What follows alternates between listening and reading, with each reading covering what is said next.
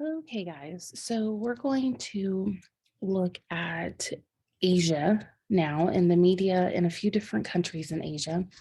I'm going to try to make this as quick as possible because I know no one likes to sit through online lectures, but there's just a lot of information that I want to share with you, and you may not, you'd have to read a lot of different things to get all this information. So I want to just preference this that there are tons of countries in Asia. They are all very different, but I'm going to focus on China, Japan, South Korea, and North Korea.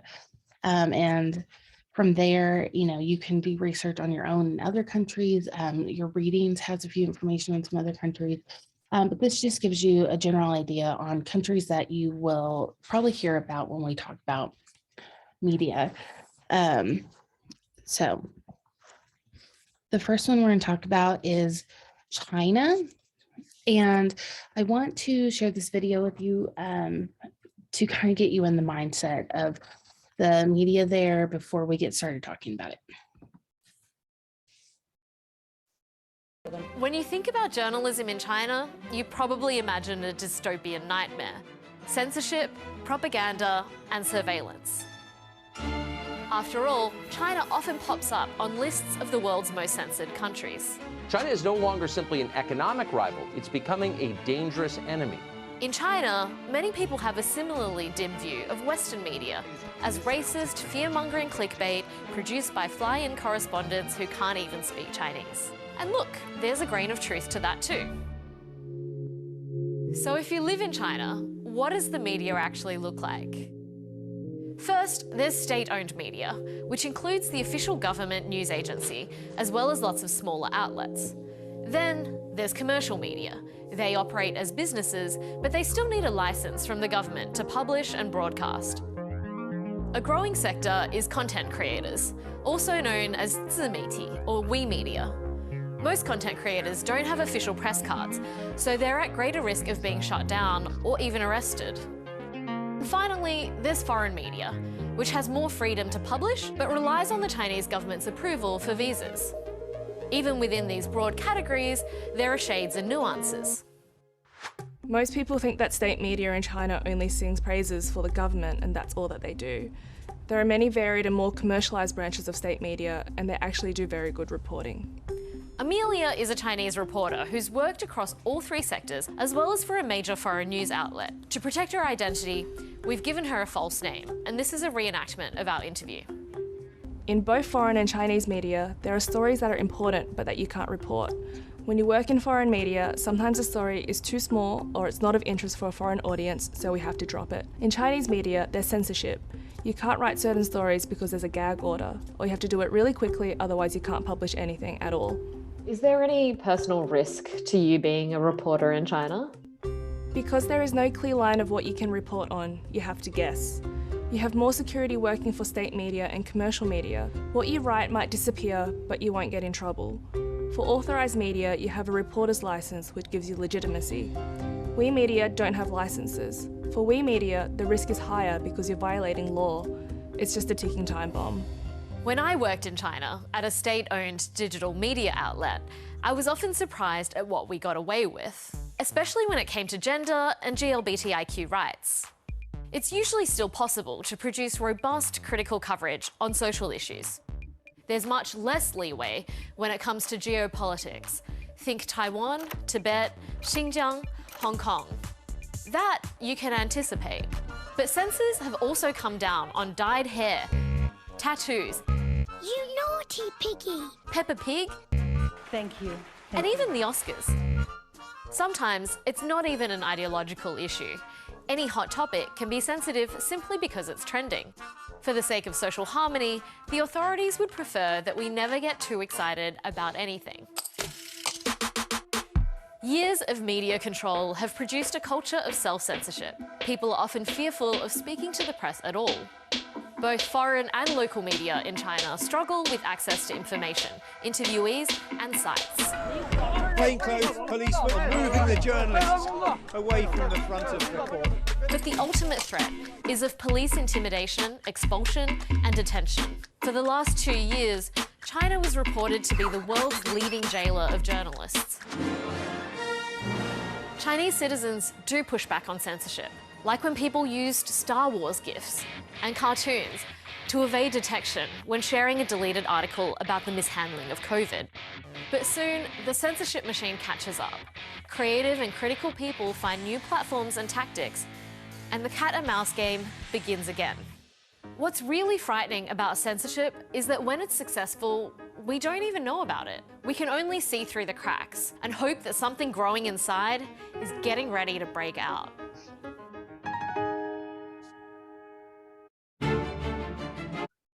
Okay, so that gives you a little bit of an idea of what goes down in China when it comes to the media.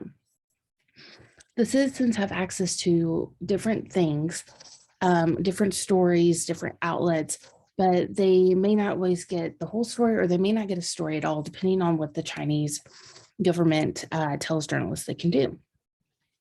So let's look at this a little bit.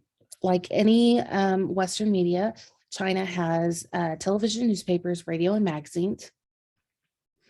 But since 2000, which is when the internet really took a hold, they really started supervising what citizens could look at on it. Since the founding of the People's Republic of China in 1949, up until the 1980s, almost all of their media outlets were state-run by mainland China, which means they were run by the Communist Party. And only independent media really has begun to emerge in the last decade or so, as their economy reforms and tries to get away from totally state-owned media.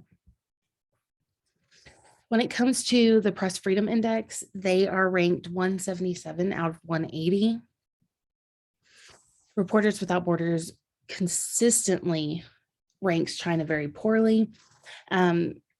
They have labeled the Chinese government as having the sorry distinction of leading the world in repression of the internet. In 2021, China was ranked 177 out of 180 because the press in China is not free. They do not have access to open internet. So that makes it hard, right? You can't get your story out to the people without that. Think about how you get news. You get your news from the internet. China continues to be the world's biggest jailer of press. You saw that in the video. Just this year, they have more than 115 currently detained journalists. Most of the time, the conditions while they're detained are a threat to their lives. And in 2020, China was the world's largest jailer of journalists with at least 118 detained. Think about what was going on in 2020, how China played a part in that, and how that plays part in all of that. China's state and privately owned media are really under tight control from the Communist Party. And it makes it really hard for foreign journalists to come into the country. We'll talk about ways that they can get in, but if you're going to come from any other country to try to be a journalist in China or find out information to report on in China, it's very difficult. This just gives you kind of an idea of what the press have to go through. This is the president of CCTV. And he says the first social responsibility and professional ethic of media staff should be understanding their role clearly and being a good mouthpiece. Journalists who think of themselves as professionals instead of as propaganda workers are making a fundamental mistake about identity. So he's saying that, the Chinese government is telling you that you're doing all this good, that you are being a journalist, you're being very professional, and really you're just a mouthpiece for them. There are topics, as you heard in the video, that the media is not allowed to talk about, according to the Chinese Communist Party, and that those topics are ever changing. So sometimes they can talk about them, sometimes they can't, and that's where you have to just speak out and hope that you don't get in trouble, or speak out, and if it gets taken down, at least you tried. However, within those restrictions, there is a lot of diversity of the media. And people do seem to have a fairly open discussion of social issues and policies. But that discussion, again, is in the parameters set by the CCP. So they don't care that you talk about some things, but they want you to talk about them within certain restrictions. Mainland Chinese media is more diverse, partly because not all of the media outlets are owned by state media, but those that aren't owned have to cover their own expenses through commercial advertising. So they are allowed to not be a mouthpiece for the Chinese government, but they have to pay their own way.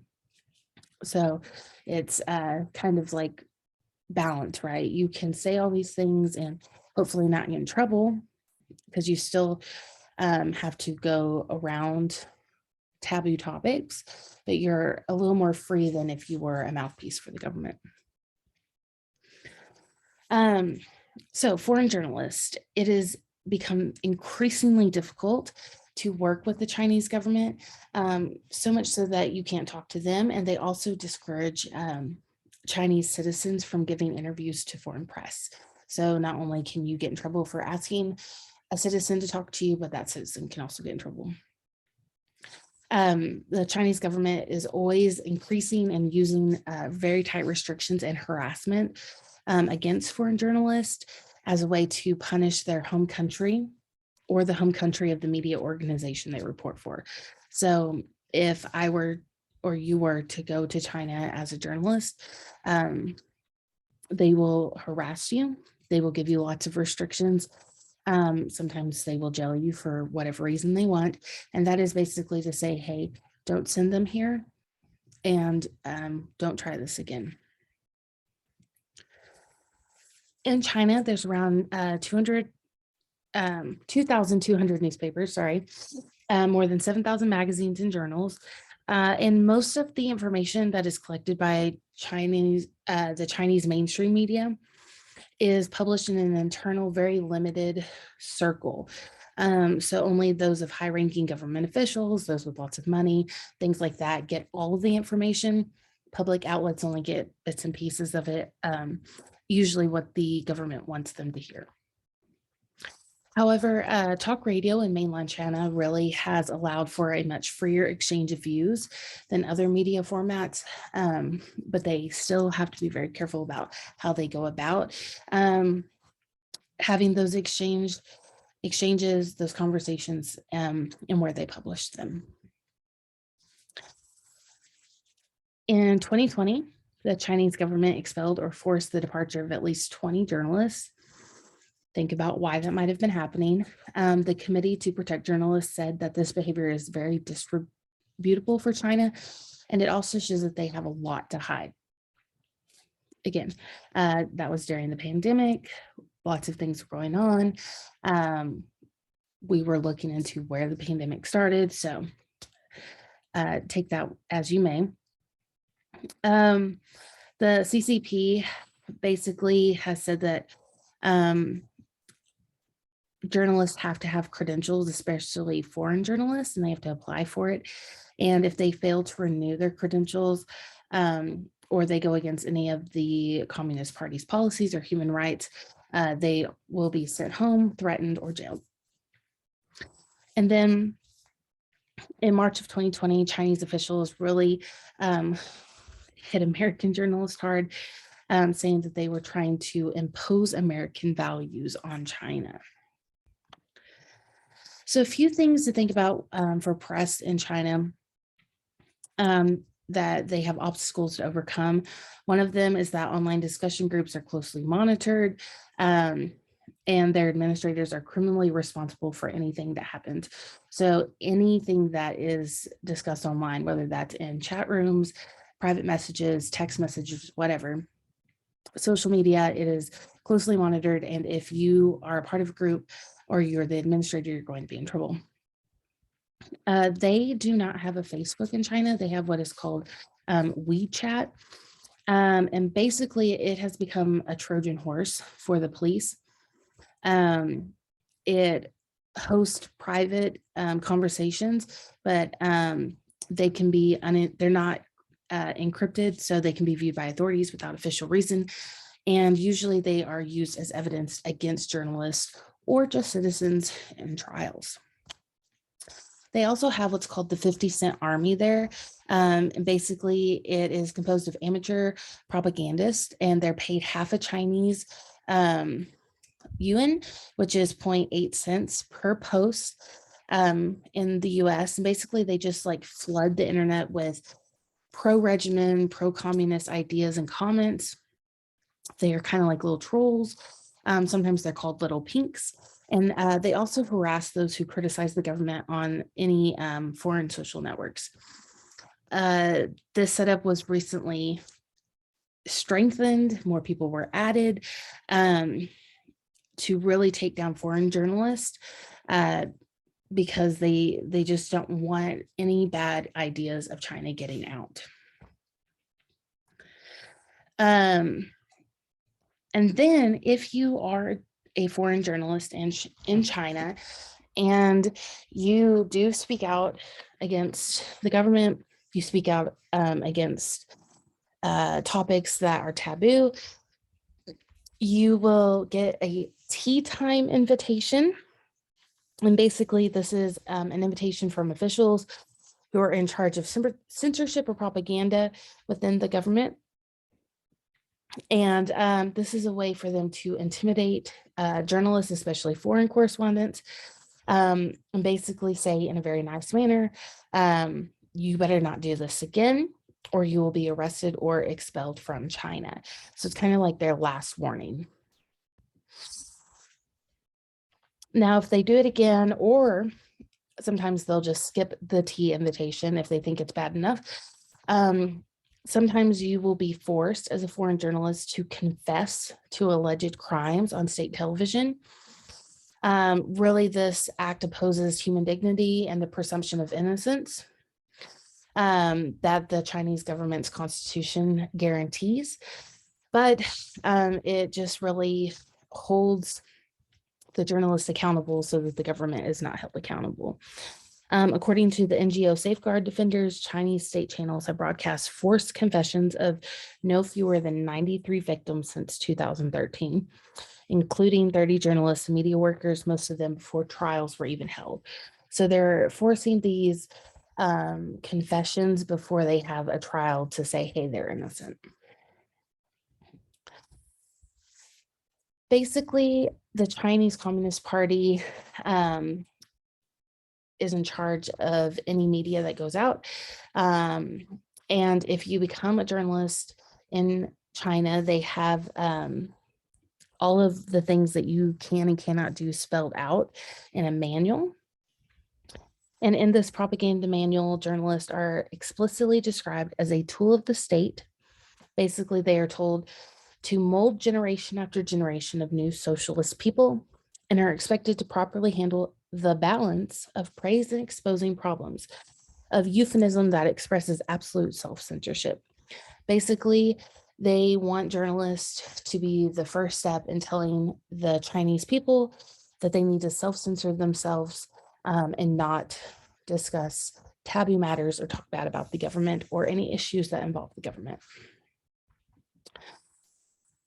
So I know you all know about the Great Wall of China, but China has a very, very restricted and controlled internet. And so they have called it the Great Firewall of China. Basically, internet censorship in the PRC affects both publishing and viewing online material. Anything that's controversial is censored in the news coverage. Basically, Chinese citizens may not know what's going on, or it is spun around so that the Chinese government does not look bad. And it really restricts the freedom of press. Some of the things they do is they completely block various websites that people can go to look up information.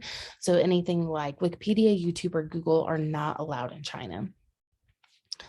And it's said that China's internet censorship is more comprehensive and sophisticated than any other country in the world. However, with all of that, there is some growing skepticism, toward authority in mainland China. And that is kind of spurring some public support for media criticism.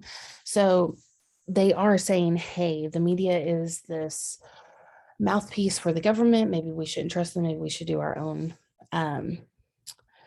research where they can. It's kind of occurring all throughout East Asia. But even though there is public skepticism towards the authority, that kind of carries over to the journalists and the media themselves. Basically, they say, you are blindly following authority. You are just telling us what the government wants. We shouldn't trust you either. So those that do try to speak out aren't always trusted.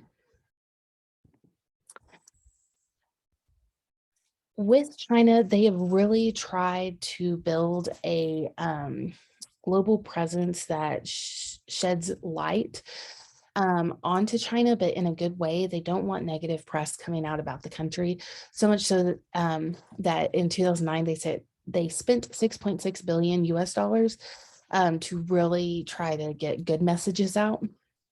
And then, although they restrict a lot of foreign journalists, they do conduct regular exchange programs where they bring foreign reporters in from other countries, show them how Chinese journalists are trained, and hold regular discussions about, Chinese media and how they have become better.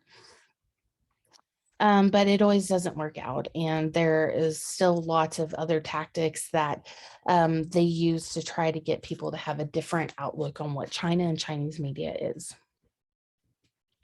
All right, so let's look at Japan. It is a completely different shift from China, so that's why I wanted to talk a little bit about it, considering that they are both big countries in Asia. And so let's get into it. Their World Press Freedom ranking is 67. So they're not at the top of the list, but they're kind of in the middle. They are the world's third biggest economic power. Japan really respects the principles of media freedom and pluralism, and that is true. However, journalists find it hard to fully play their role as democracy's watchdog, like they do here in the US, because of the influence of tradition and business interests. So it's not so much that the government is watching over them like China, but there's just this tradition and culture of, maybe they shouldn't speak out because of that. They have what is called Keisha clubs, and we'll talk about that in a few slides. And then on social networks, nationalist groups harass journalists who are critical of the government or cover anti-patriotic.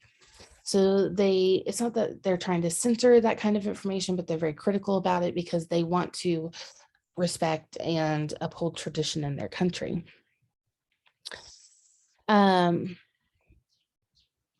Then last, the government continues to refuse any debate about a law protecting specially designated secrets. Basically, any kind of whistleblowers or journalists that try to, go about spreading lies or secrets, they can basically face up to 10 years in jail if they are caught. So, internet freedom in Japan is a lot different than it is in China. So they, hold on.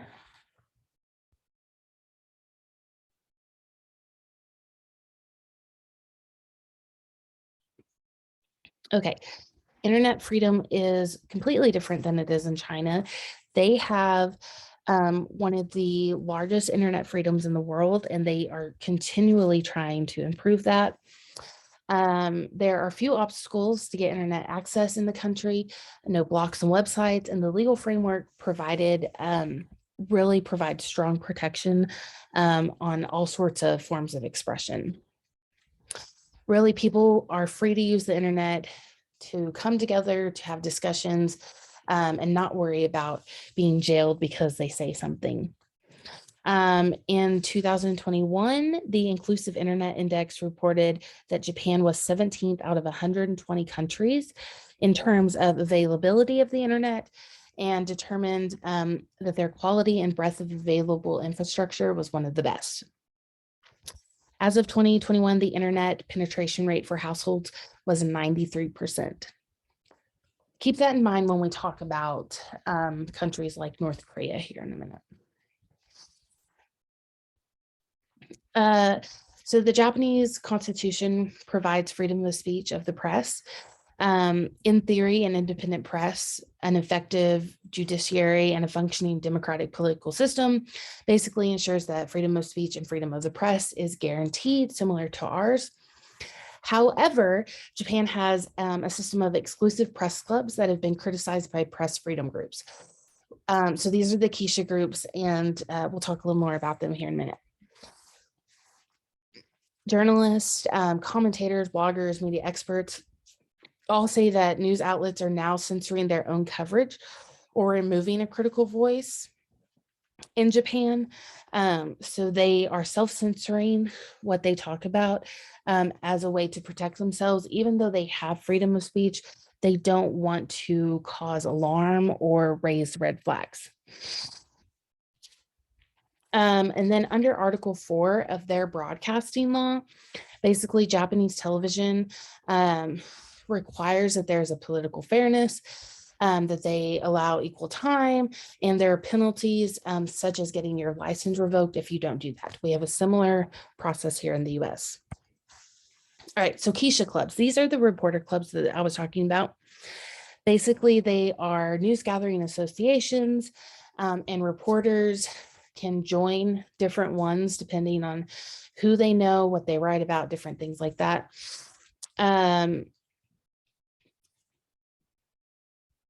Some of these clubs are set up by different sources.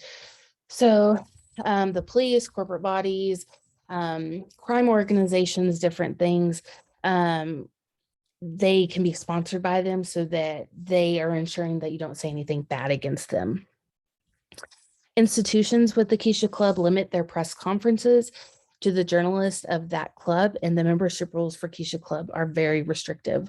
So basically, if you're not a part of a certain club, you may not get into a press conference for an event, a public discussion, things like that. This is where that freedom of speech and the restriction of it comes in, basically saying, you know, not all press is available to come into this. And so it really restricts who's allowed to talk about what. You know, other arrangements are around in other countries. Here in the US, you can join different organizations that, you know, to better yourself as a journalist, to have networking, things like that. But the form in Japan is really seen as one of the most extreme, one of the most, you know, oh gosh, sorry guys, restrictive, and they really deny access to journalists they don't agree with. A lot of times that means foreign journalists aren't allowed to go to things. And so it's just very critical, not only within how they treat journalists, but the news that they allow journalists to learn about. Okay, let's talk a little bit about South Korea, and then we'll dive into North Korea. So South Korea, like Japan, has a high World Press Freedom ranking. They are ranked 42. They have the highest level of any Asian country.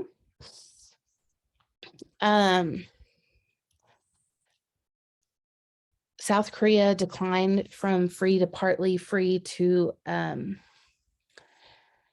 with their Korea, basically went from free press to partly free to reflect an increase in official censorship.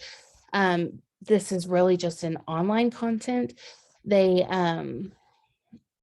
really want to make sure that things are pure for their culture, and they don't put ideas and ideals out into the world that they don't agree with.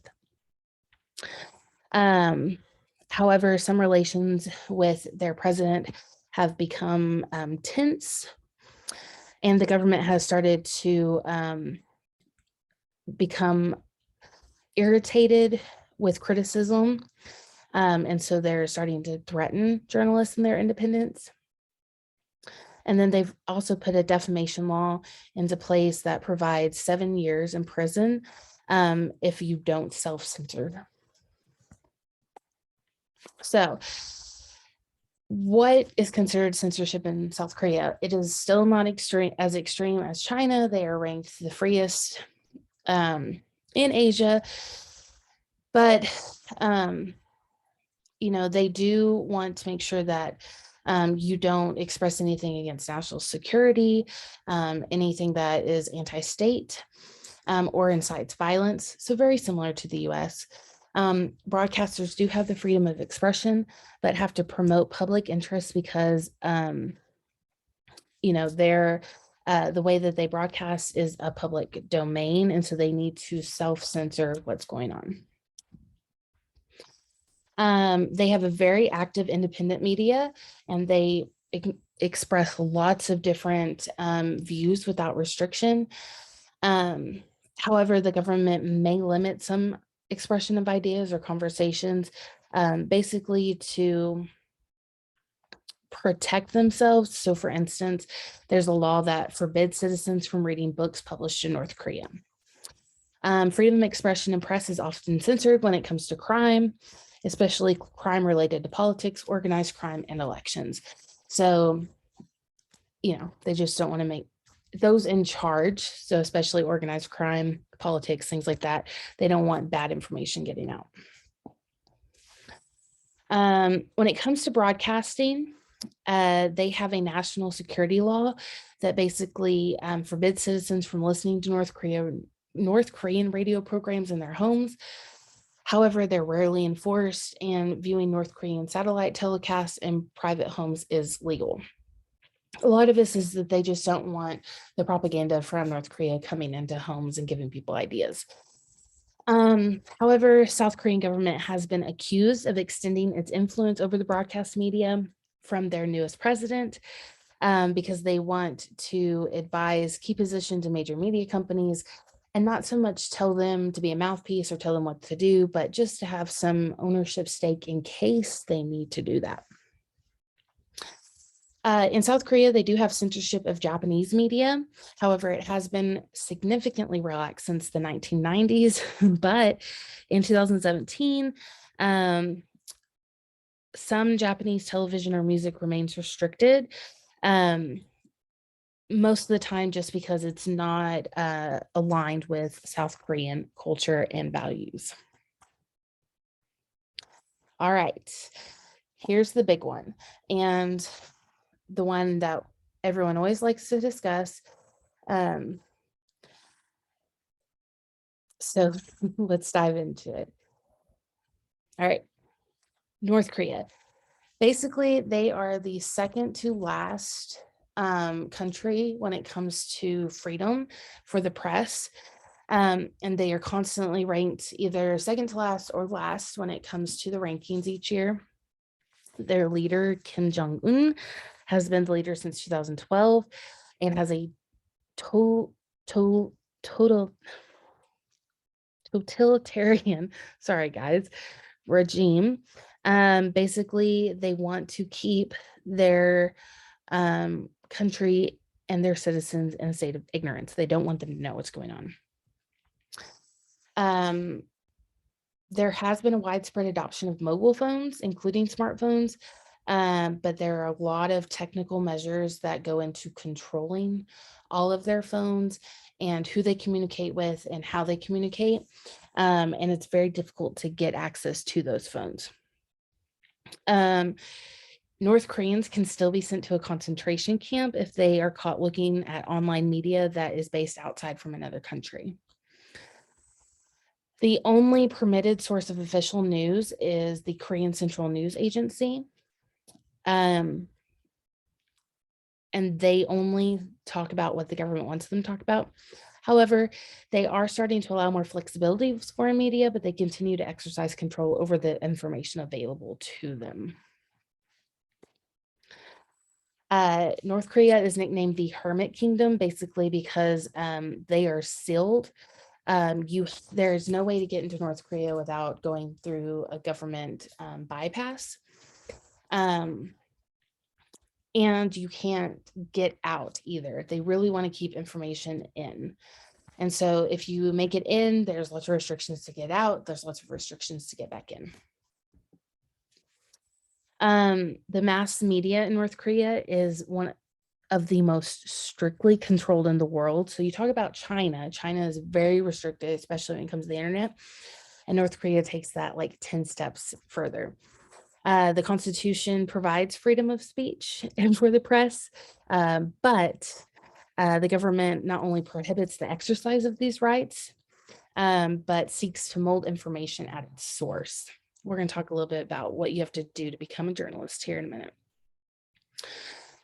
According to their constitution, Article 67 protects freedom of speech and freedom of the press. In practice, however, the press is tightly controlled by the state and the government, and it only allows speech that supports basically the Workers' Party of Korea. Any media reports in North Korea are often one-sided and very, very exaggerated. They play little or no role in gathering and disseminating vital information that are true or factual. 99.999999% of it is propaganda for the government. When it comes to the internet, citizens can buy smartphones. They're manufactured in China, but are distributed under the North Korean brand name. The phones are very similar to like cheap Android phones you can get here in the US, but what's interesting is they come preloaded with spyware and software so that the state can see what you're looking at, who you're talking to, and what you're saying.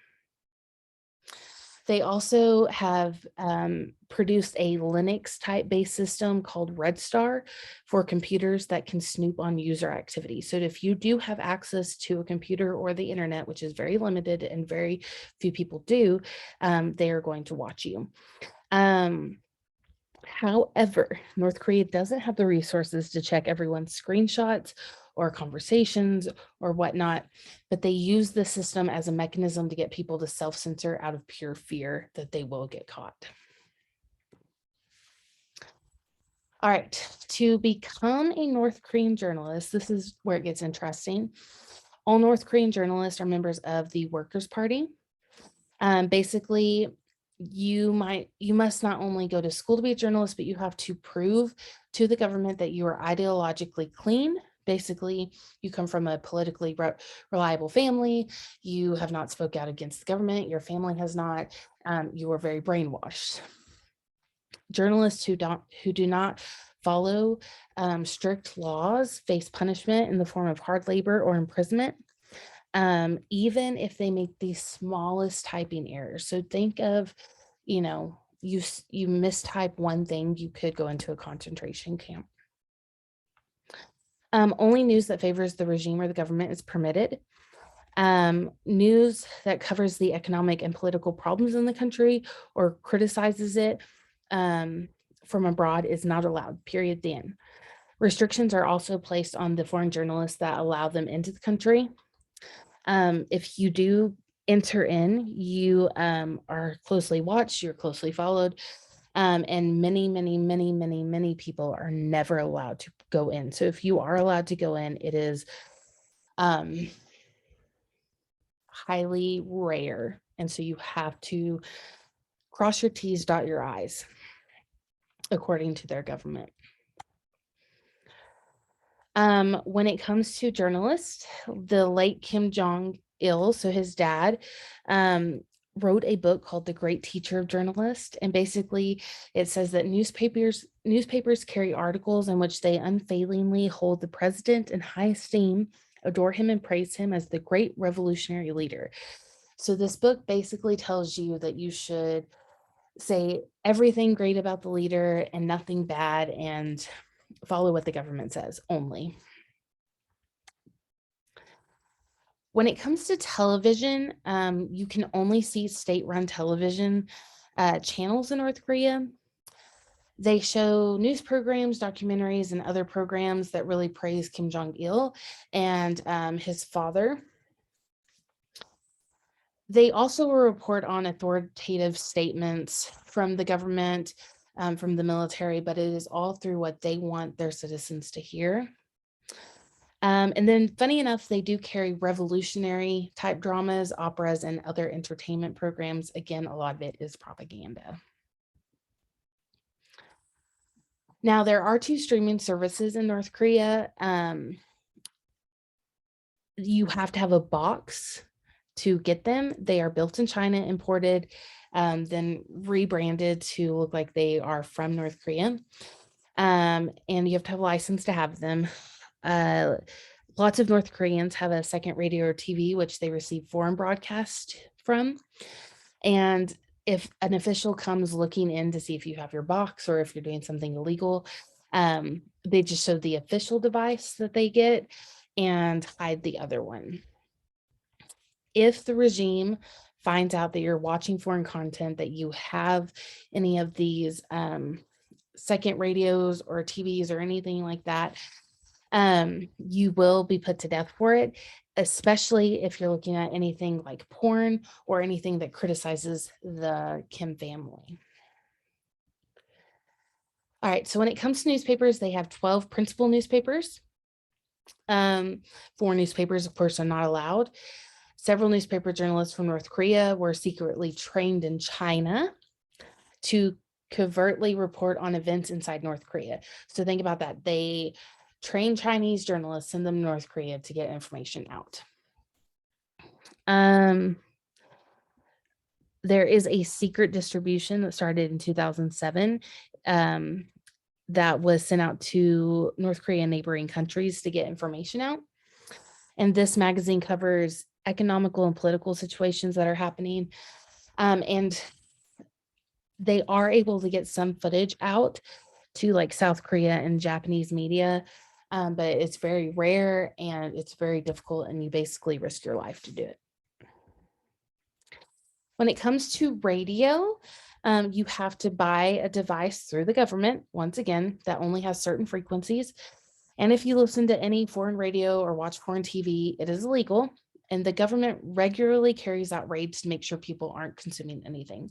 So just think about, the military coming into your home while you're watching Wheel of Fortune at night to make sure that that's what you're watching and nothing else. All right, so we talked about the Great Firewall of China and how restrictive it is. And then we have South Korea and Japan, which have very open internet access. However, North Korea is even worse than China. They aren't completely cut off from the internet, but it is very tightly controlled. And it's really not available to the general public. Only government officials can get in, or those with lots of money. However, if you do have access to the internet, it is monitored by the state agencies. And what's interesting is the main government building in North Korea had like a Wi-Fi transmitter, and people figured out that they could go close to get access to their intranet. And so they just cut it off completely. However, a lot of citizens are starting to buy smartphones that are illegal from like South Korea or China that have SIM cards that allow them to have access in other places. Sometimes illegal foreign media is put onto those cards. And so there are ways to get it. But again, if they find you with it, it's pretty much death. They do not have what is known as a telecommunication system in North Korea. The one network they do have is in 2 halves. Both North Korean tourists and foreign citizens, which are very rare, can make calls and send texts inside the country, but neither can communicate with the other. So, you can't communicate with someone in North Korea if you're communicating with people outside of it, and vice versa. However, on the mobile devices that they do provide, there are 125 mobile games that you can play. And they have this idea that if citizens spend their leisure time playing these domestically produced games, they're not going to spend money to get an illegal device or illegal media. North Korean leaders really believe that their rules and censorship is necessary to not only keep people under control, but really they think it's for their safety. And it is to prevent the rise of criticism about the government. Okay, so to wrap this up, I'm going to show you this video from the BBC News about North Korean media, and then that will be it for this lecture.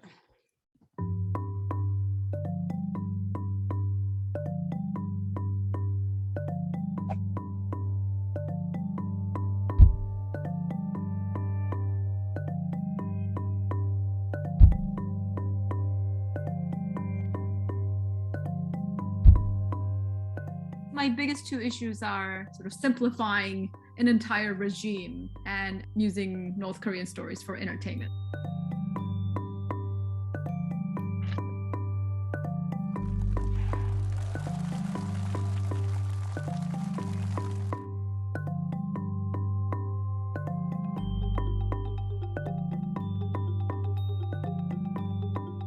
I see Kim Jong-un's photos every single day, monitoring state media, and I do think every day that, wow, he lost a lot of weight.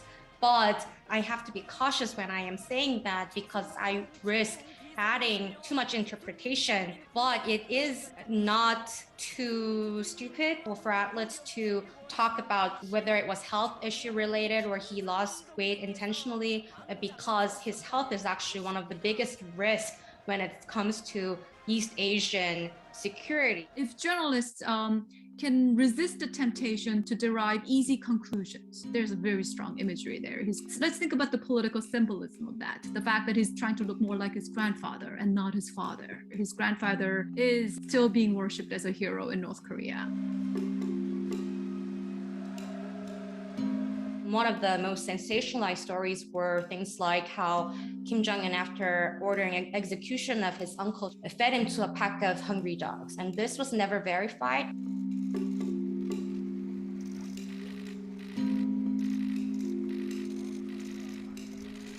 That official returned to state media after a while, and she is now one of the top officials.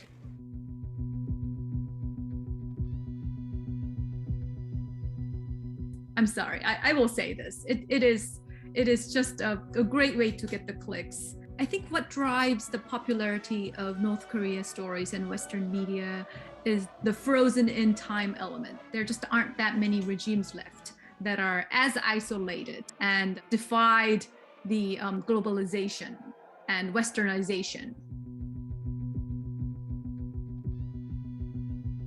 The Western media getting these stories wrong is of course tied to the difficulty of obtaining access or difficulty of finding good sources. Little hints coming out of state media, appearances, photos, videos, texts, those are little details that we should baseline as North Korea watchers.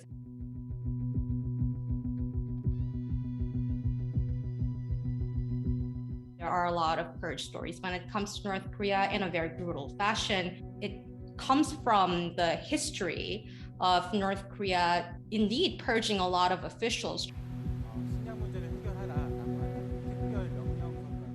We do have to pay attention to any signs of food shortages. Right now, with Australia no longer supplying China with coal, it's the North Koreans. They've emerged as a major supplier of coal. That could potentially show us geopolitical sort of situation in East Asia. All right, so it just gives you kind of an idea of what information they do have, what they don't have, and how it's kind of distributed around the world. That's all I have for Asia. I know it was long, I'm sorry guys, but take a look at this, read your articles, and I will see you next week.